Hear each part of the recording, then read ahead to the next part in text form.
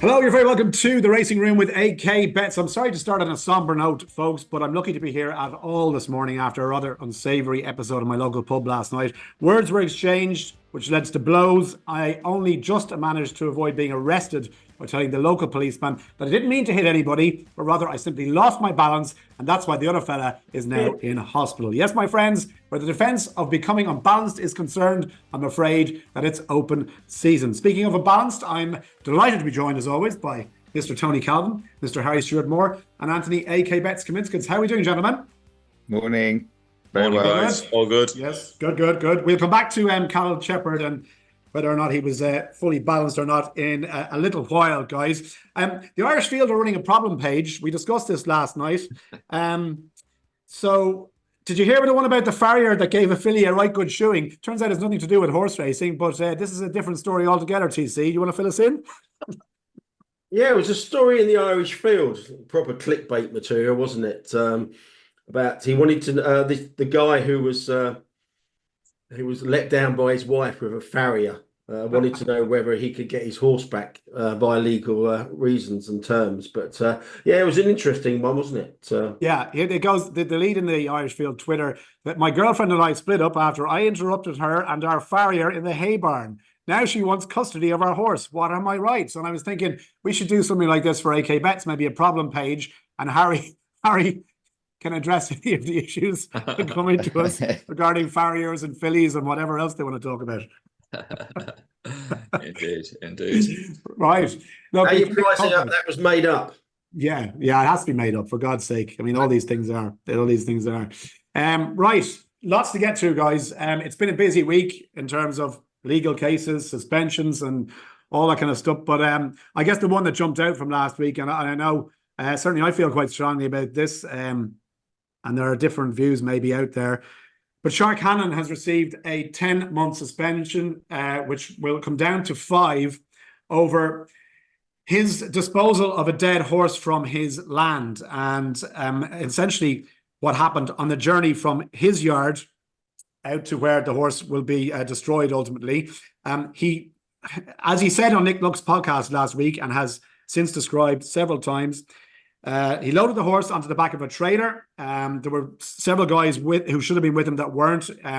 They tried to put the horse under tarpaulin. It wasn't secured properly. And in the course of the journey, the tarpaulin blew off, which exposed the carcass of the horse to the members of the public. He has been hit with a 10-month suspension over this. He's not too happy. And I think, Harry, he plans to appeal. I mean, straight away, I thought this was really bizarre in terms of the leniency, or I should say the strength of the punishment that's been handed out to him. But also, if you read through the ruling here and the language that's used around the suspension, the idea that public perception around horse racing has almost strengthened the case against Shark here and lengthened the punishment in terms of the suspension of his license didn't sit well at all with me. I was just wondering, legally, what are his avenues here, and what's your initial reaction to this case? Well, I think his to answer your first part of your question, that he can appeal within the IHRB, and then I think in Ireland you can appeal beyond the IHRB to the High Courts, as you can here. I think I agree. My initial reaction to this was that it was harsh and that there was a surprising emphasis on public perception in the quotes taken from the judgment. There was stuff about how in that particular week some documentary had been shown or something that meant that he should have been particularly careful about how he tied his tarpaulin on. It does seem to me to be one that's crying out for a fine, because there's no doubt that it was a foolish lapse.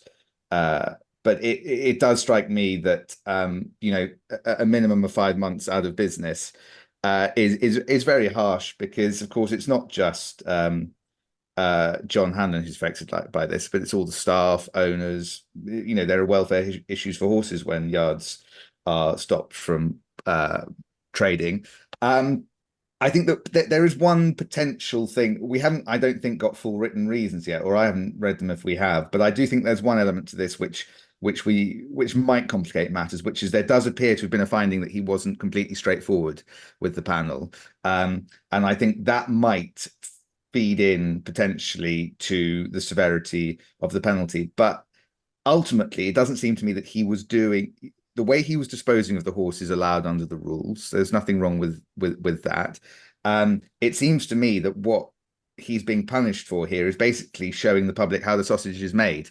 To use a slightly glib phrase, which is that racing doesn't want people seeing dead horses. What relevance has a documentary being shown and aired on television that week? What relevance has that got to whether or not the length of his suspension and how they view how the punishment is handed out? If that documentary had gone out in a month's time, would he have got a lesser sentence here? It does seem very harsh. I mean, the rules around bringing the sport into disrepute have always been problematic because there's very little guidance as to what that means. It's a very subjective term, and different people think different things about it. I agree. I think that is. I think that is it is a strange element to have focused on. I just think that it is one to me that just cries out for a significant slap on the wrists for being, very, very foolish. But to put someone potentially, I mean, the way to look at it, I think, is let's say he doesn't come back from this. Do we really all want to be saying, Shark Hanlon basically was kicked out of racing because a tarpaulin slipped on his trailer? It doesn't sit terribly well, I have to say. Yeah, and equally, Tony, I guess, look, we spoke last week about Luke Homer Jr. having his license suspended for 9 horse carcasses found on his land, which was, I guess, pretty grim in and of itself. Shark here, even if you want to take the best foot forward on this, he did try and do the right thing. If he was careless, if obviously he wasn't fully upfront with the committee, that's maybe fed into this here, but he did at least try and do the right thing by the dead horse in this instance. Yeah, I mean, listen to Nick Luck Daily where he went into great detail about why he did it, how he did it, etc.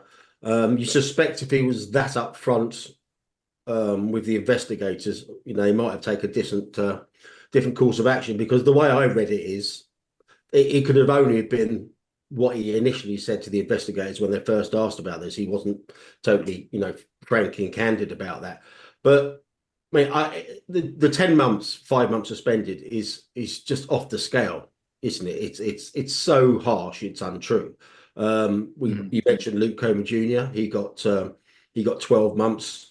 I suspect this might be kind of like hark back to Gordon Elliott, who got 12 months, 6 months suspended for sitting on the dead horse and stuff like that. It just seems like they've overreacted to the optics here, haven't they? I mean, we're living in an era. I mean, I can't turn on my Channel 4 news every single night without seeing dead children and people dead being pulled out of rubble in Gaza, and we're led to believe that seeing a dead horse on the back of a trailer, as unsightly as that is worthy of a man losing his license for 5 months. Now, I've got no particular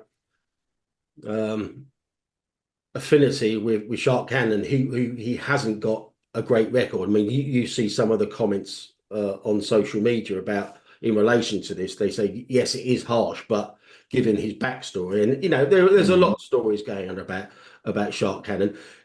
It reads to me, and obviously we don't know because we haven't got the written reasons and stuff like that, but what we know, 10 months is a nonsense, and I suspect there's some back history to this that's led to that, because I'd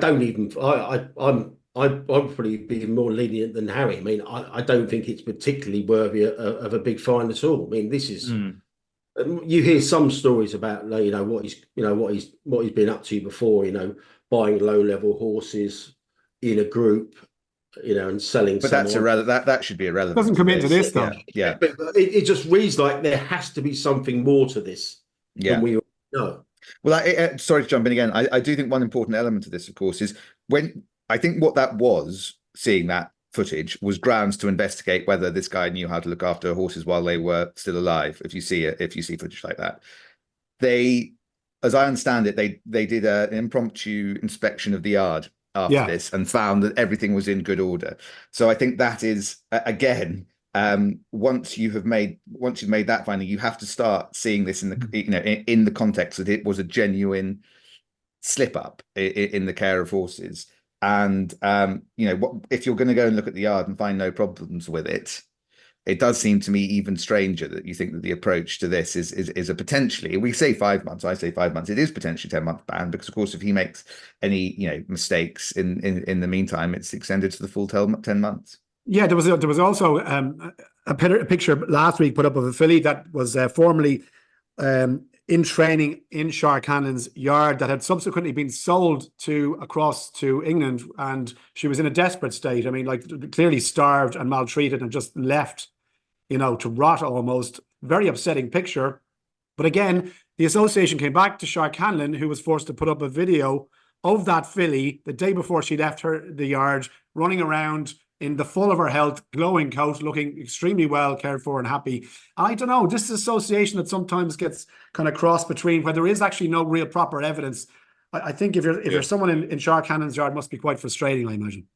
Yeah, 100. Like from my point of view, like Harry used the word foolish there. He'd been foolish, and I just think I'm probably even further towards Tony's side and even past Tony. I think there's nothing here bar the potential, which we don't know, of them misleading the inquiry in the early days of it.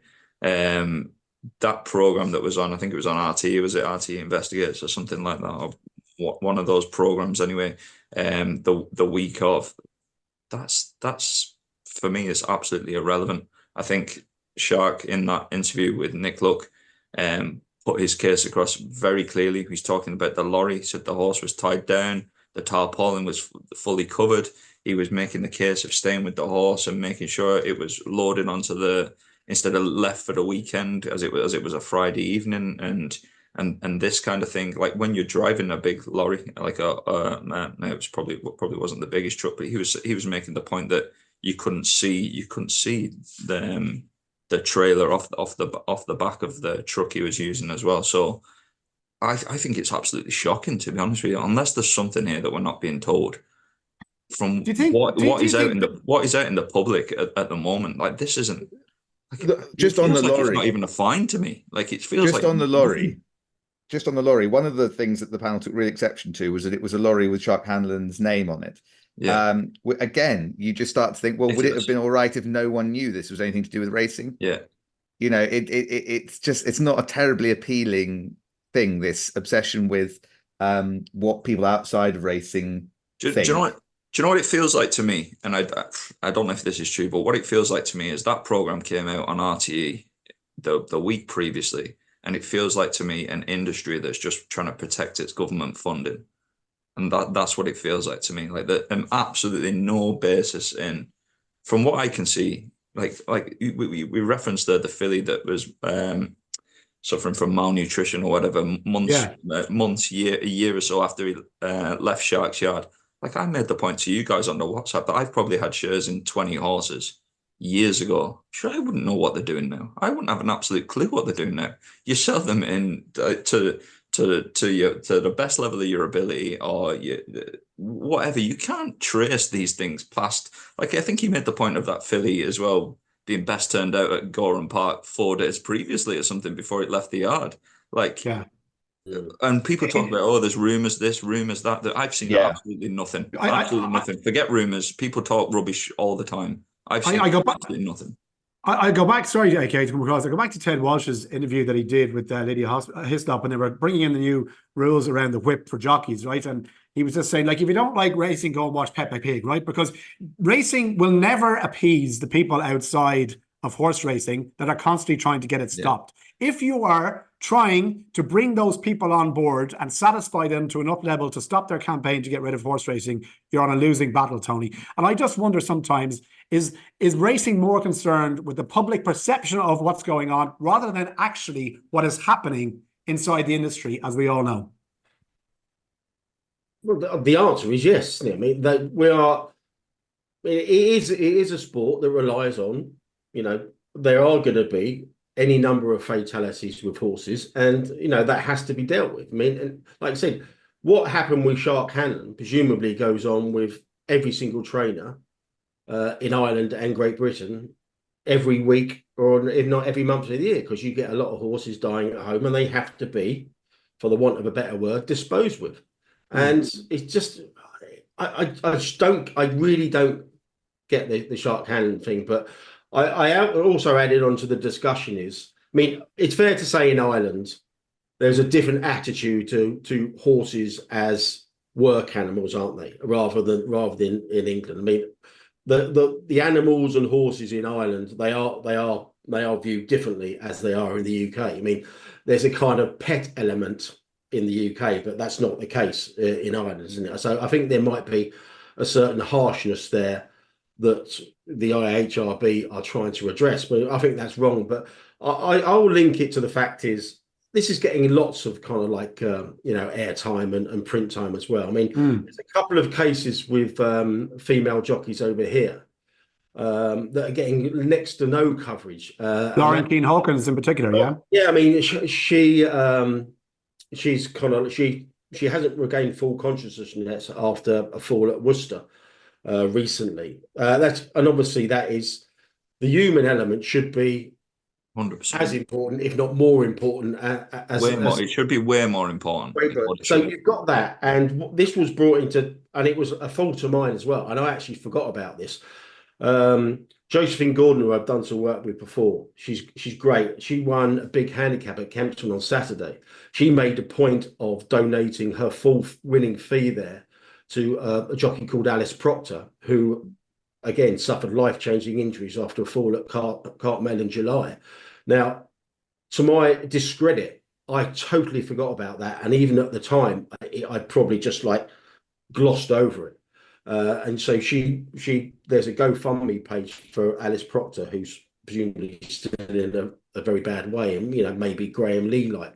And it's just that we're focusing on here on a dead horse on a trailer being taken to be rightfully disposed of, but we are questioning the manner in which that is rightfully done. And it's just because of tarpaulin. Are we seriously saying he's got suspended for potentially 10 months for a gust of wind taking a tarpaulin off a horse?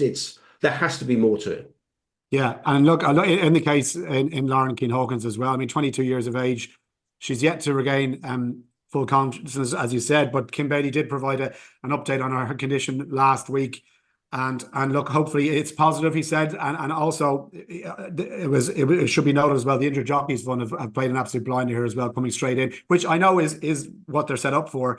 But in terms of accommodation for her family and making everything as easy as possible. And obviously, our thoughts are with her and the whole family and an extended operation as well. But you're absolutely right, TC. I mean, like, where are the priorities here? Where are racing's priorities? And something like that just brings into sharp focus last weekend.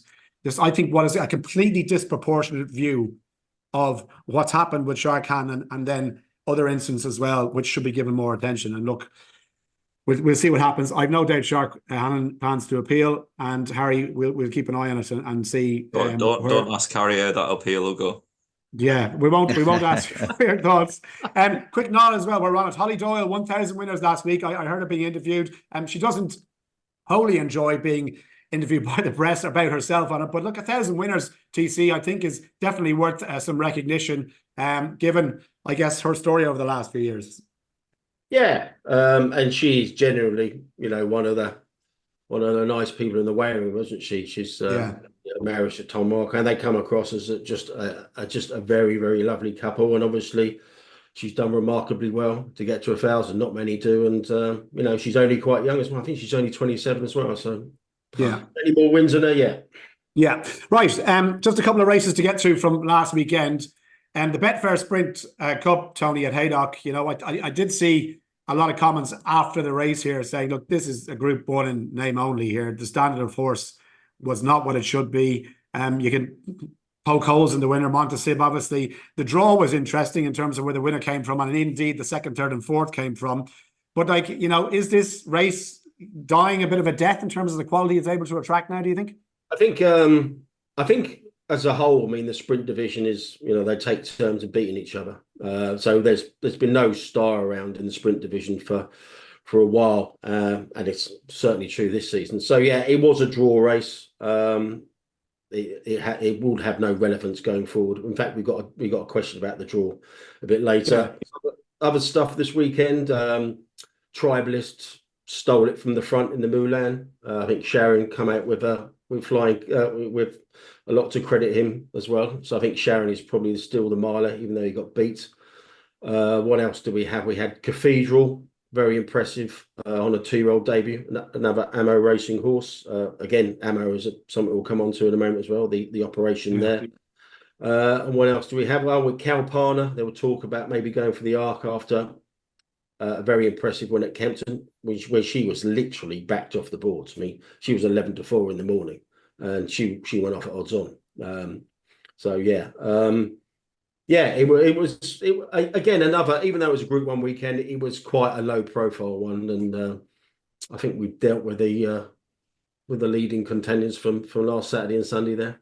Yeah, absolutely. And look, this weekend as well, Irish Champions weekend, which we're looking forward to, and the Irish Champions Stakes actually looks like it's going to be a pretty decent race if they all line out. It'll be a difficult puzzle. Look, it hasn't been a great few weeks for yourself. I know you said this to us tipping wise, and the beauty of you with these big price horses that you put up is that you only need to strike once or twice really. Whereas I need to be right every weekend when I'm backing 4 to 7 shots, TC. But like, how are you feeling overall? Tipping wise, are you frustrated?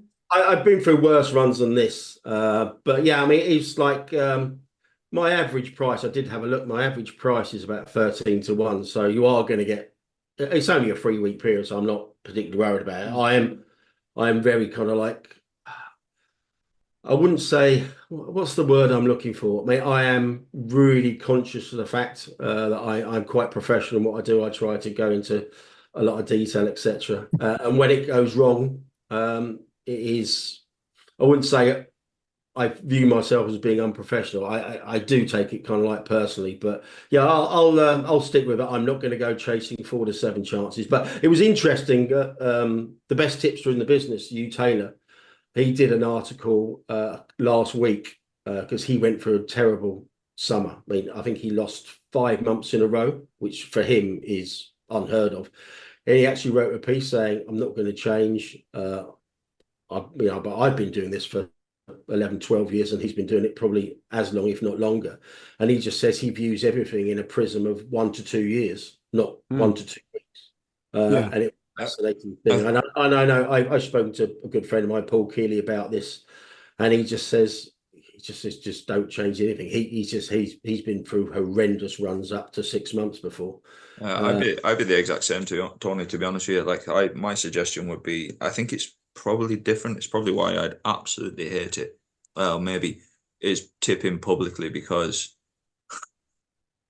I suppose you have to care, and you can obviously see that you do care, but like I probably wouldn't care as well. Like, it's my process. Follow me or don't follow me would be my opinion. If you're betting in those price buckets that you bet into, like it'd be fairly expected that runs of this nature would happen. And it's interesting. It's absolutely like there's nothing in it. And I think the people that like to crow about records and say, "Oh, you haven't tipped a winner this week" and stuff like that, they're always just delighted in misfortune. They're just schadenfreuders, and like, just stick to. I'd be 100% of just stick to what you're doing, and I literally wouldn't care about anyone's opinion. To be fair, if anybody gets in touch, I speak to them privately about it and stuff like that. And so I do care. I mean, I probably care too much. I mean, Paul Keeley just says you shouldn't let it get to you because it can affect you. He said Yeah, you think 100%. I think you care too much, but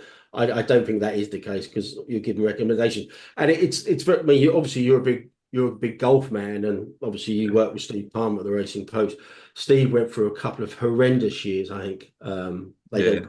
They recorded, but they Racing Post backed him, and obviously he's come good in dramatic style this year again, isn't he? So and he's tipping in a big scenario all the time, isn't he? So you're going to have bad years. Oh yeah, 100%. Like it's almost expected. Like, you run sims on what your expected is, and if you're looking at price buckets like that, like it's going to happen. Like, it's not. I'm personally in probably, and it's only a small enough sample, 4 or 5 weeks, but I'd say I've lost more on golf in the last 4 or 5 weeks than I have in a good while, and it works. Like, it works long term, and I don't care because I don't have to justify it to anybody else. So It's keep on trucking. I wanted to bring it up. That's all.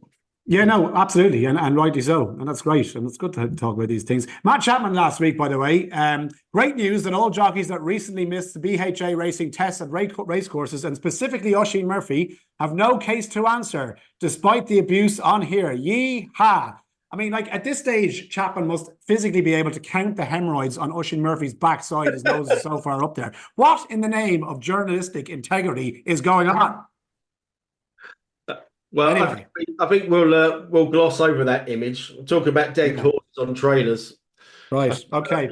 Callum Shepard. Callum Shepherd. Another one. Callum Shepard, Harry, obviously quite high profile, the decision. He managed to get off on appeal for failing to ride out. The defence of becoming unbalanced. Obviously, my little story at the top was very much tongue-in-cheek, but this was a surprise. I know you weren't expecting it. I don't think an awful lot of people were expecting it, apart from Callum himself, Harry. But what is your assessment of the decision and the reasons and the rationale given behind this verdict? Well, obviously, I've got skin in the game because I, like Tony, have to offer an apology about my tipping, which was that I thought that while I was violently pulled off the fence by AK last week and said that I thought that he would lose.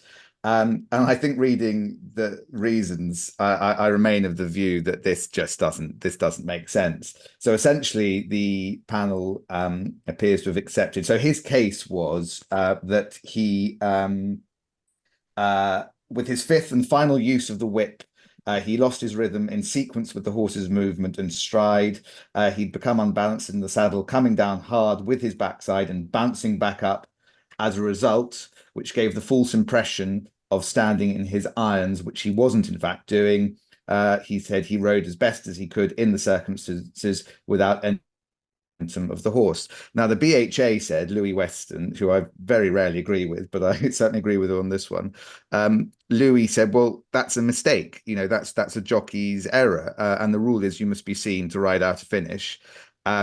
If a saddle slips or a stirrup comes off, then that's the kind of thing you can take into account. But just a jockey mistiming his riding and becoming unbalanced as against the stride of the horse, that's the jockey's fault. And I think that must be right, because otherwise you end up in a position where the rule basically becomes meaningless, because you say that, oh, well, you know, all sorts of things happened to me in the final strides. And if some of those things are things that a professional rider ought to be able to do something about, so be it. I should still get off this. Now, what the panel said was, we have to consider here whether there was an acceptable explanation for the manner of riding. It was argued by Mr. Weston that where the explanation was that the jockey had made a mistake as opposed to some extraneous event, for example, the saddle slipping, that could not be an acceptable explanation. I mean, so far this seems to me to make sense. But then the panel goes on. With respect, we do not agree with that stark distinction. Things do not always go to plan in a race. Horse racing is a flesh and blood athletic physical sport taking place at high speed on strong and powerful horses. The question cannot always be defined in terms of error or mistake. Well, look, there's some merit in the idea that things happen that aren't mistakes, but the panel does actually have to address why this wasn't a mistake. And it doesn't do so. And I think that the problem is the explanation given by Callum does sound quite like it might be his fault.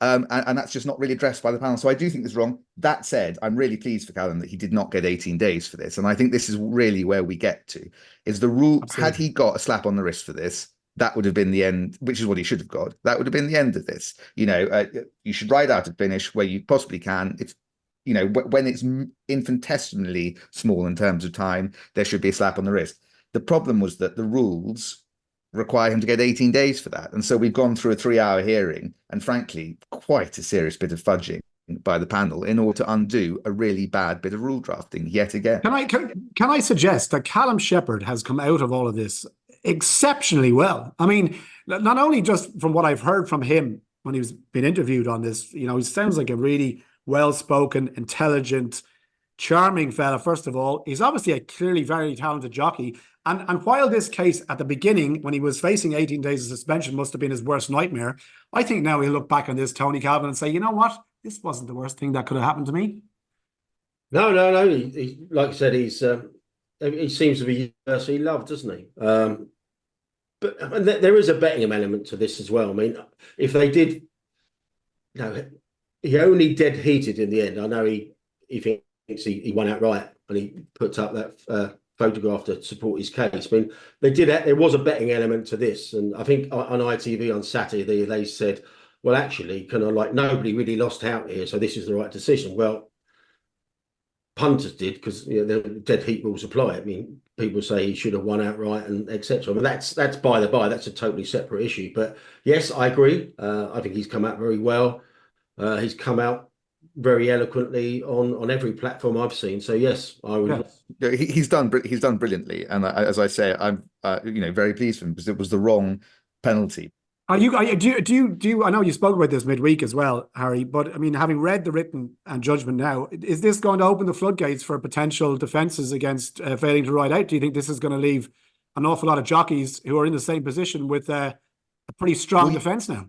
You can always tell when a judge or a tribunal is worried about opening the floodgates, because they say very loudly, this decision does not open the floodgates, which is what they've done in these reasons. Look, it makes it much more of a lottery, I think, going in, because there's now this idea that the jockey can say, well, I can't be seen to ride out a finish, but all sorts of things could now potentially come into play to exonerate them according to this decision. And as I say, I just think that the panel has done the right thing by making sure that poor old Callum did not get 18 days for this. It is a fudge, it's just not good for the people need certainty under the rules, so they know what's going to happen when certain things occur, and I think this definitely is not a positive step, this kind of decision making, in terms of people knowing where they are, what the merits are. If you're the PJA now and jockeys are coming to you going, oh, but I lost my balance, they and their insurers are going to have some time making a decision about and explaining, frankly, to a lot of jockeys why they helped Callum with this one. But they do have a high bar, the PJA, at the best of times, and I think they are going to get an awful lot more jockeys going, well, wait a minute, I'm in the Callum Shepard position here, and I suspect the PJA are going to find that they're going to have to say no and explain themselves, to a lot of these jockeys. So that's not their fault. They've done a brilliant job to help Callum here, but I do think it waters everything down and just makes it all a great deal murkier. We need to start opening some betting markets on this stuff. It sounds like no one has a clue what's going on, so that suits me. Yeah. Absolutely. Well, Chris Cook did write a piece as well, suggesting that because basically the BHA hired Louis Weston to present their case, that they really wanted to get this over the line here. Would you concur with that? Well, possibly. I mean, the only thing I would say about that is Louis is not a particular running and riding. I think he'd be the first to accept that he's more into the sort of bigger cases on things like, betting conspiracies. Okay. He's not particularly from a racing background himself, so he wouldn't normally do running and riding. Not to say he wouldn't do a very good job, but I suspect it was more to do with the time of year and probably BHA's own lawyers.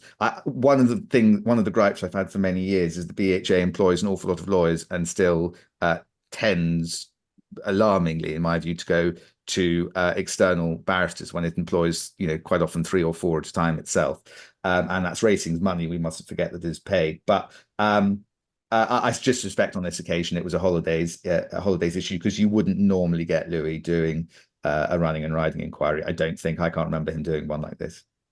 Okay, all right. When Tony Calvin goes racing, he likes to book the entire top floor of the Cheltenham Panorama Suite with bottles of fillet steak here, and money just doesn't come into it. Calvin's there for a good time, and no matter what the cost. But for everyone else, TC, the prospect maybe of Cheltenham becoming less expensive for us, hotels, prices around the festival itself. This is a pretty good news story that Jack Keane has come up with in the Sun. Yeah, I don't always glam it up. The week after next, I'm going for a Racing Post reunion to Great Yarmouth. Dogs, horses for 4 days. So I might be in a bad way when I wake up on Thursday morning. Put it like that. There's not many grand hotels in and around Great Yarmouth, I can assure you.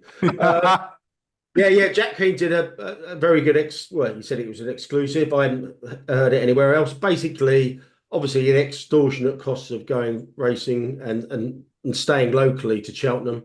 It looks like Cheltenham have been very proactive here. Got in touch with a tour company called Venator, and looks like they're going to offer packages, a ticket, travel to the races, and accommodation. Now, what that accommodation is, the devil will be in the detail, for £330 per day, per night. So a tent in a field in Gloucester, Tony. A tent out in a field in Gloucester. Well, you remember last year they were basically old containers that they did up, and they were trying to flog them for about £1,000 for the week, weren't they? So yeah, the devil will be in the detail. It could well be one of those Dublin flats, which basically is 6x6 that prisoners get better accommodation. Yeah. To me, like this is a mad one, right? And I don't know if this is me just being born in the north of England and just thinking everything is expensive, because 330 quid. If I said that to any of my mates back home, 330 quid, you can go racing. You don't get any drink, you don't get any food, and you don't get any bets with that. Like they'd be saying to me, what are you on about? 330. And we're treating this as a good news story. And it's probably better than it has been. And fair play to the people trying to make things happen. Jesus, what is it without all that? Like, I booked my brother's stag do last night. Return flights from Dublin to Prague, 113 quid. And I booked a 5-star hotel for 200 and something quid for a weekend in Prague. And like, it just doesn't, for people that are on the periphery of, geez, I might go racing, I've heard that was good, and maybe we'll get a gang together. I just think the options elsewhere outside of the sport in those price brackets are just far superior. Is it me? Yeah, and I tell you what, right? I tell you what, if these price reductions come to pass, right, and you can openly get your deals, whatever, for £350 sterling, and they still don't attract the big numbers that they're hoping for, maybe they finally have to look at the actual quality of the racing that is taking place from Tuesday to Friday, and all the odds-on Willie Mullins shots that go off in the Grade 1 races, and say, actually, you know what? Maybe it's the actual sport itself here that we need to focus on. Nothing to do with price, nothing to do with the deals that you come up with, but our sport is suffering badly. Maybe they might have to do that. Good luck. Yeah. I noticed that Anthony didn't mention the expensive add-on to his Prague trip. It was just, we won't go there. Fillet steak you're talking about, I presume, yeah? Yeah. Local legal advice. Get a good steak in Prague. Right. When I heard that Amo Racing might be losing a few quid, Tony Calvin, I immediately think it's all the redundancy payments they've had to make from jockeys they've fired over the last few years. But maybe this goes a bit deeper than that. They've lost a few quid, obviously, because they have a couple of very high profiles horses. King's Steel, obviously, is injured at the moment, and one or two others. But are they confident that they can recover at least in the short to medium term, do you think? Yeah, well, this was they filed accounts they filed at the end of Companies House in March 2023. They had to downgrade their expected profit, or was it loss, by 5 million. So that's a write-off, 5 million. And it just got me thinking, it's all right if you own Qatar, if you own Dubai, but this guy spends an absolute fortune at the sale. I know he's had a few run-ins with Tattersalls, and he very publicly on Twitter a couple of years ago, they had a little tete-a-tete on there. Yeah, but he spends an absolute fortune. I mean, he'll spend £1 million on a horse.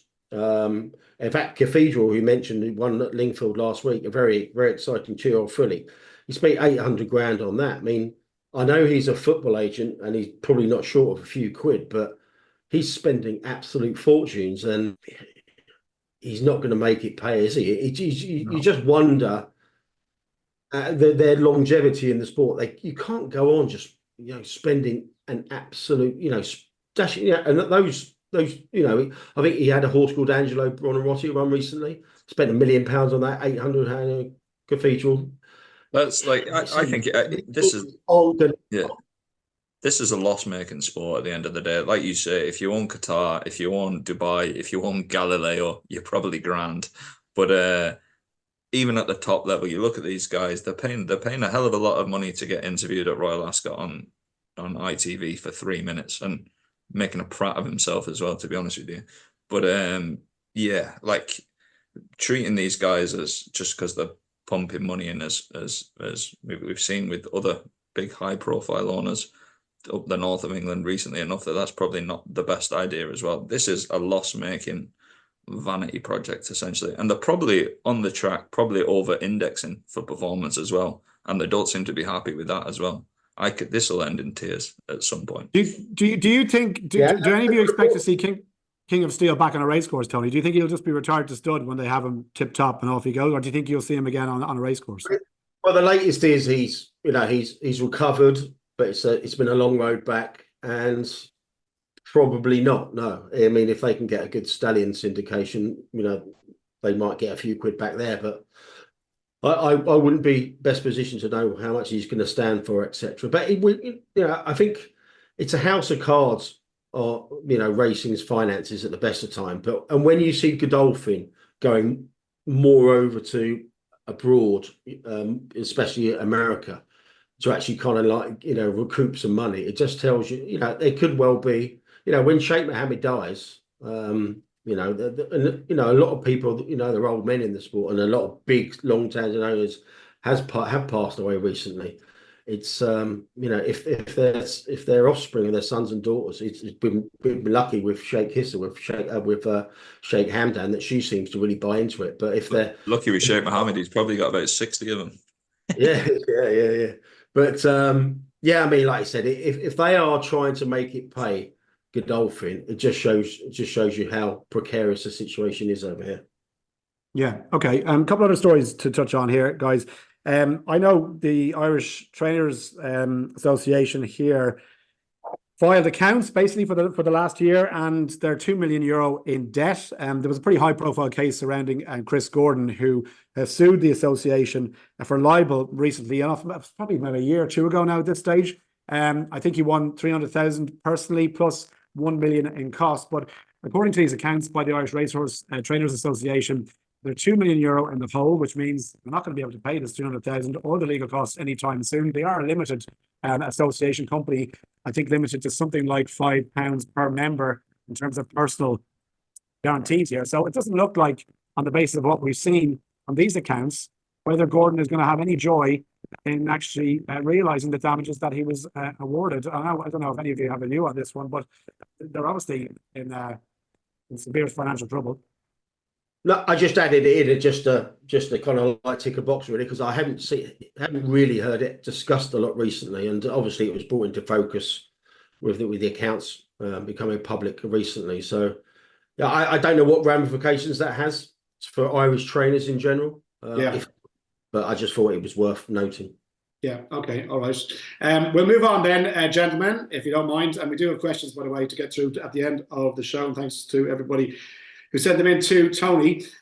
What's the deal with the ongoing gambling industry and the economy? AK, I might ask you for your thoughts on this one here, because according to a piece in The Observer last week, online gambling essentially is having a detrimental effect on the economy. So if we go into recession, all you bookmakers are getting it. Yeah, the old gambling. Yeah, gambling is the fault of everything at the moment. Quite recession proof actually, gambling just in general, because the people that hate it don't like to hear it, but people love to gamble. It's inherent in them. People, it's like it's an activity that you can demonize it, you can do whatever you like to it, but people like to gamble, and they will find somewhere to gamble. And it's up to the legalized industry to capture that tax revenue whilst looking after people as best as they can, and not some of the ways they're going about things, basically. Do you know what I find interesting, AK? And maybe you could talk about this. So I follow a lot of the barstool sports guys in America, Dave Portnoy, right, who's recently partnered with a big gambling company over in the States. DraftKings, I think, is the name of the company. But he puts up these bets all the time, and they're he places six-figure bets, sometimes more than that. And it's widely lauded and celebrated by the people, most of whom are sports fans, I'll admit, who follow and engage with Barstool Sports itself. And I was looking at the reactions to that. He puts up these $200,000 bets, $100,000, and people all seem to universally kind of get a bit of a kick out of it. And the exact opposite is taking place over here. Like gambling and putting bets on over here is almost seen as this dirty little secret here. And even if somebody puts up a bet, say on Twitter or something, the winning bet, you're going to get these all negative reactions underneath. And I just thought it was a really interesting examination of how the perceived attitudes between what's happening in America around gambling now and what's happening in England and Ireland, where it's this undercover, you can't talk about your wins, you definitely don't talk about your losses, and everybody's afraid to shout about it. Yeah, it's a perception and reality thing. I think the reality is people do it. I think we're getting so overrun by the either 0. whatever percent of problem gamblers or 0.000% of people that are engaging in communication and trying to shape policy. Whereas the vast majority of people, the 99.9% of people, are still engaging in the activity and still enjoying it and this kind of thing. What I've said before, the situation at the moment is that customers, just with the limits on accounts for affordability, are just quite transient. They're bouncing around different bookmakers, and when that carousel stops, that they're just bouncing outside of the legal market. Like, it's interesting. Like, if you really want to dig down into the weeds of gambling, you can comfortably find Telegram channels spinning casino balls with 200,000 accounts in them. Like, it's not people. It blows my mind that people think they're in any way going to stop gambling. They're just going to push it into more dark corners of unseen aspects of the internet, essentially. Like we keep talking about the black market, or I do, and people aren't grasping this at all. But it's absolutely huge, and it's only going one way. It's getting bigger and bigger and bigger. And I can't see this trend reverse. I think I've said it before. I think the people that are campaigning for gambling stricter and very, very harsh gambling legislation in the UK and Ireland are going to create and are creating more problem gamblers and more underground problem gamblers than the legal market has done it in its entirety. I think it's going to be absolutely off the scale. That's my prediction. You're going to the Gambling Advertising Reform Summit on Tuesday in London. Another one of your little nice gigs that you organised for yourself. Oh yeah. I'll be going with my hand out like everybody else at that gig, I'd say. Yeah. What happens there? What's happening there? We're probably indirectly funding it as well, to be honest with you. Us, and like it's literally every grifter and every anti-gambling person in the world all in one room, essentially. It's going to be I described it on Twitter as a room of people who got picked last at PE. Like it's just every boer that can't comprehend people having fun on activities that they don't like themselves. That's essentially what it is. Yeah, it's like down with this sort of thing, careful now kind of syndrome.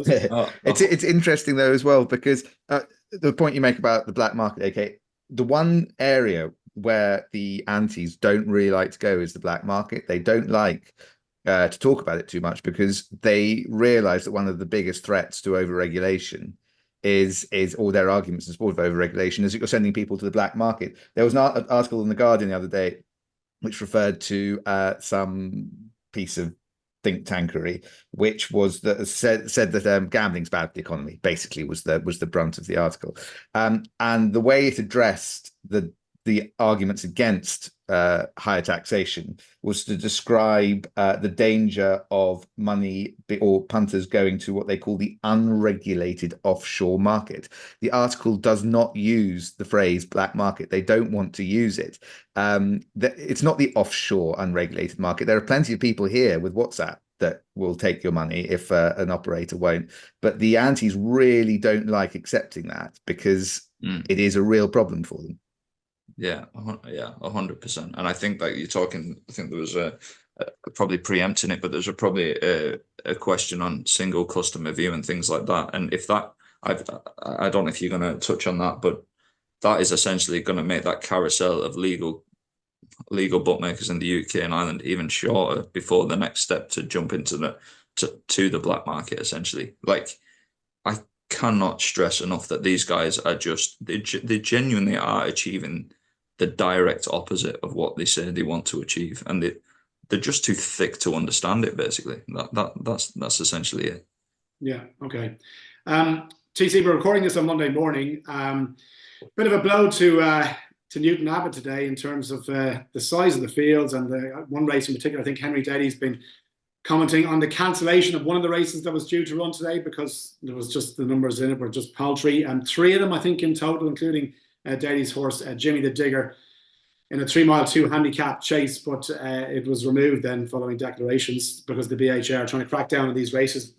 We're talking about public perception of racing earlier on. When you have 2 or 3 horses going to post for a race, it doesn't look great. But I don't know, what's your views on this? Is this basically indicative of the big problems now in British racing? This cancelling of racing has been going on for a while, but this case brought up something I didn't realise, because it's basically, it's a certain band of races and below that get penalised for this. So Henry Daly was one of three in a 0 to 115 handicap hurdle. Because it was such a low banded race, the BHA had the power to just cancel the race, just say that only 3 runners, no good for us, not a levy positive, we'll kill that. But when Henry Daly picked up the paper this morning, he would have seen 3 other 3-runner races on that Newton Abbot card as well. So I can understand his frustration there. I got a lot of sympathy for Newton Abbot. They only just survived an inspection this morning as well. So yeah, well, Henry Daly moaning about a 3-runner race, but it is being cancelled. But they've allowed 3 other 3-runner races to go ahead as well. One of those being a National Run Flat race. So I've got a fair bit of sympathy for both of the BHA and Daly here. Yeah, okay, fair enough. And look, that's, I mean, you can understand if there's 3 in a race and one of them's pulled out, you just have to cancel it. It's as simple and as basic as that. In this instance, right. Tony, I know you wrote a piece.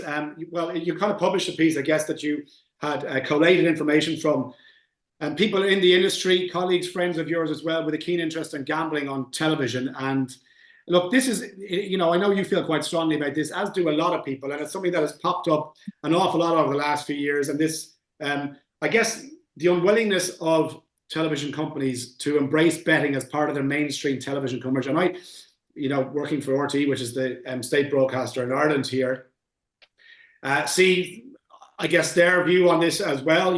Racing and gambling are inextricably linked, and they accept that. But betting is a part of it, but certainly not a very strong part of the coverage and of what we do, which I guess would be quite similar to maybe what ITV do at the moment. But you published a piece on the AK Bets app this week about some of the responses that you've collated from people who feel quite strongly about this.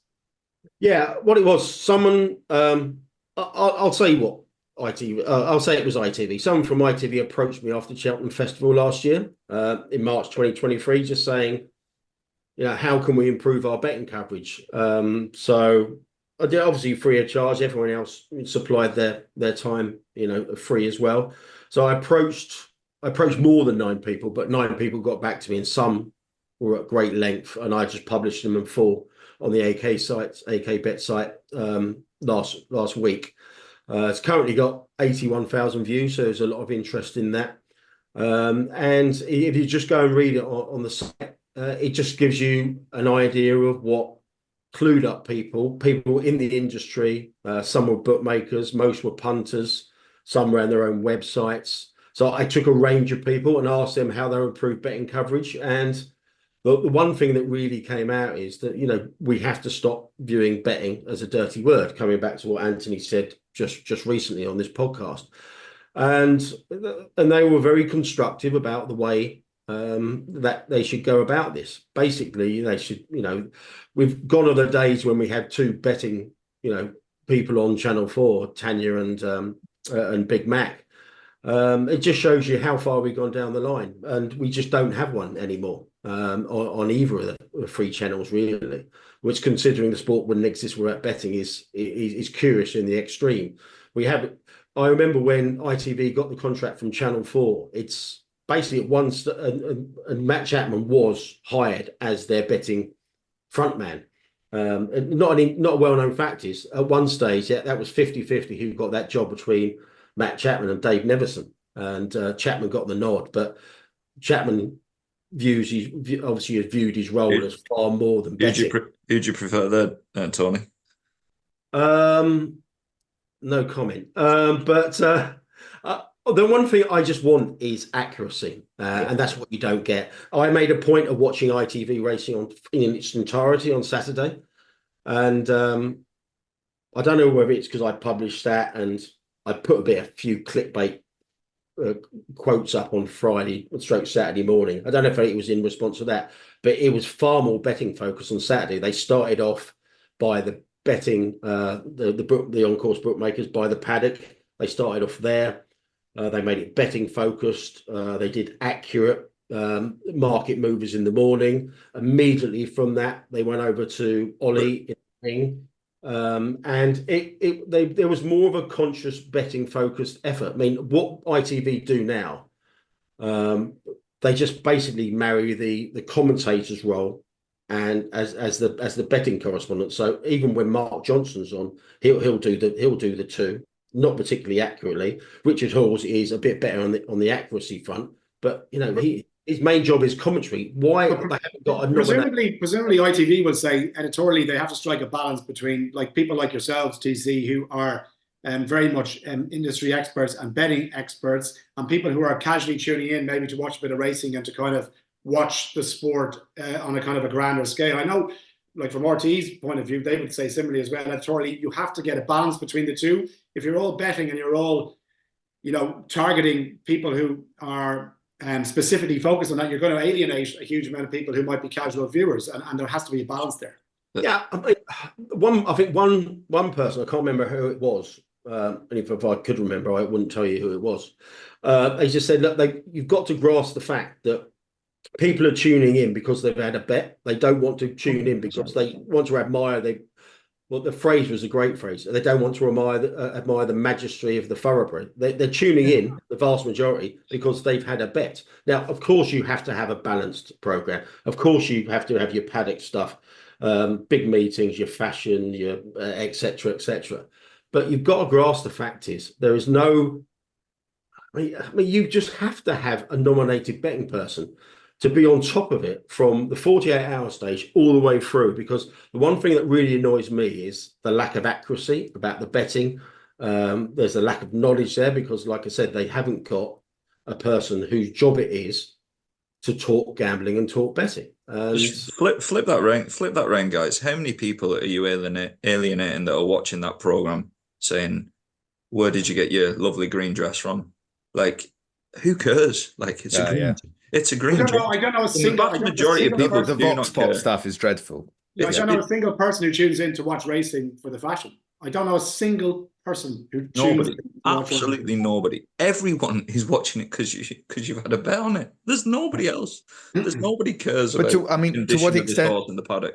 To what extent do you think that there's a fear, particularly on the mainstream broadcasters, that they might be accused of promoting gambling, which increasingly is not it's sponsored by gambling. The whole adverts is that is the point. You have got the opening show, the main ITV program sponsored by Betfair and Paddy Power.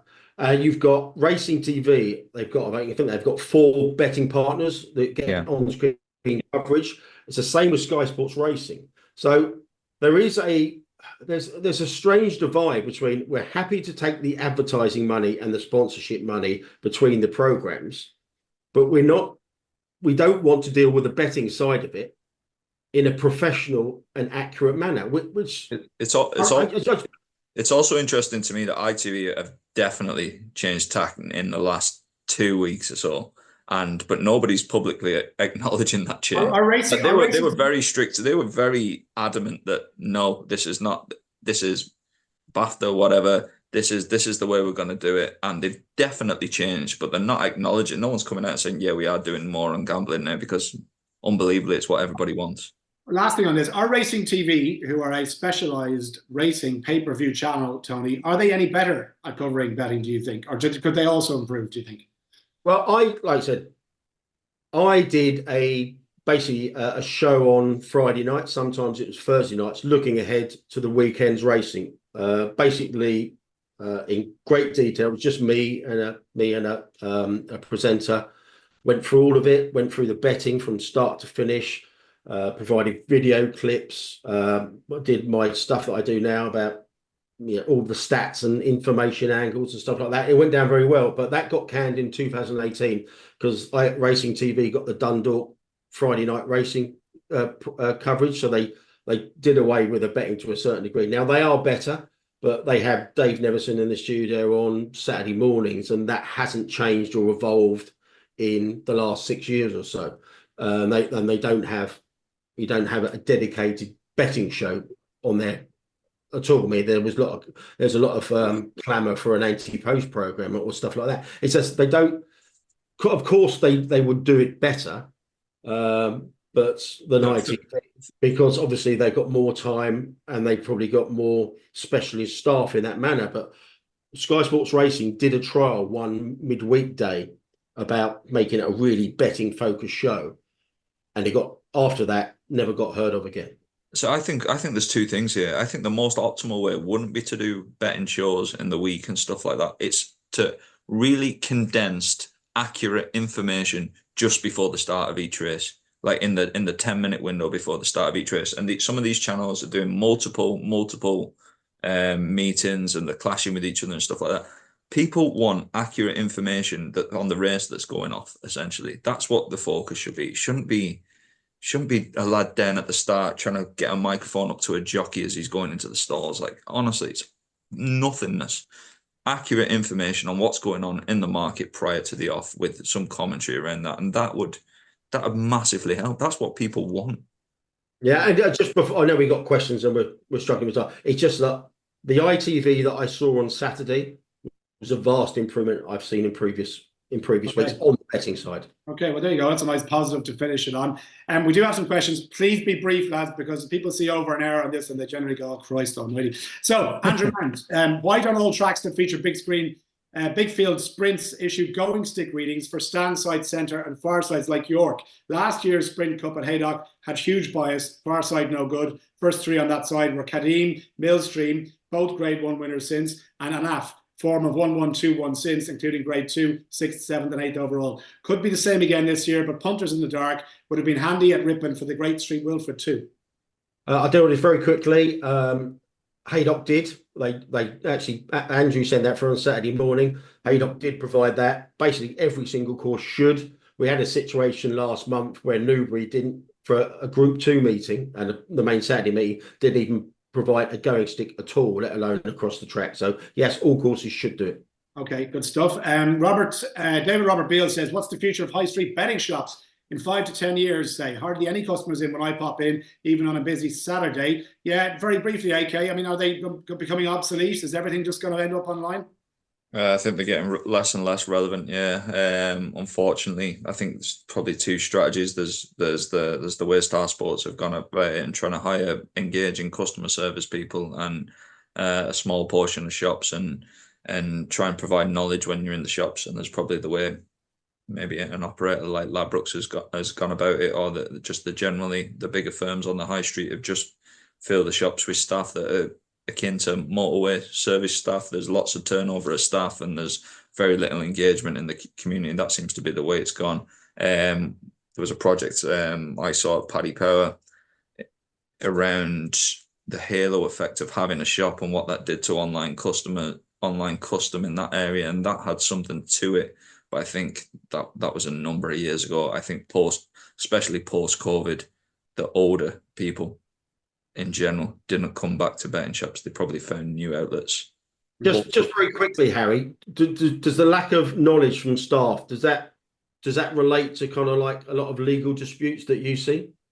Yeah, it does. Yeah, absolutely. You get a lot of problems created. I mean, you get very strange situations in shops where you get punters who develop quite close relationships with the staff in the shops. And the staff in the shops then become the friend of the punter and start, basically taking their side as against Big Core. And those become very complex legal situations where staff members have perhaps allowed things to happen that their bosses would be mortified by. And so, yeah, look, there's some very interesting legal issues arise from betting in shops. There you go. I'm off to buy some flowers from my local bookie down in Greystones. Steve Tinney says, as the national hunt season is approaching, do the authorities need to do anything different regarding low sun, and if so, what? As a follow-on question, Aintree has several graded races in October and November which have been affected by low sun. This is an ongoing thing, Steve. There's nothing you can do about low sun, Tony. Absolutely nothing. No. I would suggest you go and buy your local bookmaker a pencil, as Anthony does every single day. Yeah. Mr. Burns is selling that big sun blocker that he used in The Simpsons that time. Daylight. Maybe we could buy one of those from Leopardstown coming up here. You love a Simpsons reference, you do. Yeah, I tell you, one per show at least. Bit removed from racing, some interesting stuff from AK lately on general shop business, wondering on opinions of the NFL products, etc. Has he seen an uptake on that side of things, especially with the increase in turnover there? And when are AK getting their names on the stuff there? NFL. Honestly, lads, American sports, I just can't be doing with them in general. So it's kind of, I can't get into NFL. All the lads I knock about with, obsessed, fantasy teams, betting NFL. Honestly, I think it's the biggest load of rubbish. The same guys who played with Lego instead of playing football. Yeah, exactly. But as a product, yeah, people bet on it. Obviously, the Sunday nights are very, very popular in general. When are AK get involved in the States? Honestly, I don't have enough money, so never had to. I was born in Boston. I have an American passport, pal. So if you want to send me over on a loan mission, no problem. I'll send you. My son does the NFL for DraftKings, and some of the money over there is mental. It's mad stuff. Yeah. And he still can't pay me £300 a month rent. There you go. Bill Ryan says, last question. Last year, AK tweeted that when betting each way, it's better to take a bigger price with less places than a smaller price with extra places. Would this be because of the general 1/5 odds? Honestly, it generally depends. I think it's just in general, if you're getting more extra places and you're getting the same price, to probably take the extra places, your account probably won't last too long if that's what you're doing all the time, which creates other problems. But yeah. I think the point I was probably making there is that when you're offering a lot of extra places, the win prices are usually inferior or can be significantly inferior, and then you have to factor in whether it's more prudent to take extra places or take a bigger price with less places. And I'd always be of the opinion of the bigger price and less places. That's sharp focus by the fact when obviously Sky Bet offer silly places, but they are never ever bold type on the odds checker grid. Yeah. Oh yeah, 100%. And then a good example is let's say 16 to 20 running handicaps. We genuinely get people on the track coming up to us, and we'll be betting a quarter of the first 4 on a 16 running handicap, and they'll be saying to us, why you're not 5 places, why you're not 6 places. And they just don't understand. They don't understand the mathematics of it, basically. Like a quarter of the odds in a 16 running handicap is as bad an each way bet as a bookmaker can take, and they're attuned to ask for the extra place, which they often don't realize they're getting a 50 odds about and an inferior price as well. So if you're 16 to 1, a quarter of the first 4, and a bookmaker's 12 to 1, a fifth the first 5, especially in a 16 to 19 runner handicap, it's much better to take the bigger price and the less and the better fraction than the extra players, basically. But people, it's the way the big corporates want you to consume their products. I think you think you're getting something, but you're actually not. You're losing, essentially. Okay, before we finish off, we get that Ben Keith question in. Yeah, so Ben Keith has asked, AK Bets is a family business. For decades, children were able to work and do work experience, clerking, settling, etc. Why is this being imposed upon and stopped, most probably by those who wouldn't dream of allowing their kids to become bookies anyway? Woke madness and a disgrace. It's a disgrace, AK. I'd be genuinely interested in everyone's opinion on this, even on Twitter as well. What do you think of this? Like my kids honestly, I teach them to count going 5 to 4, 11 to 8, 6 to 4 instead of 1, 2, 3. So I'd be totally different.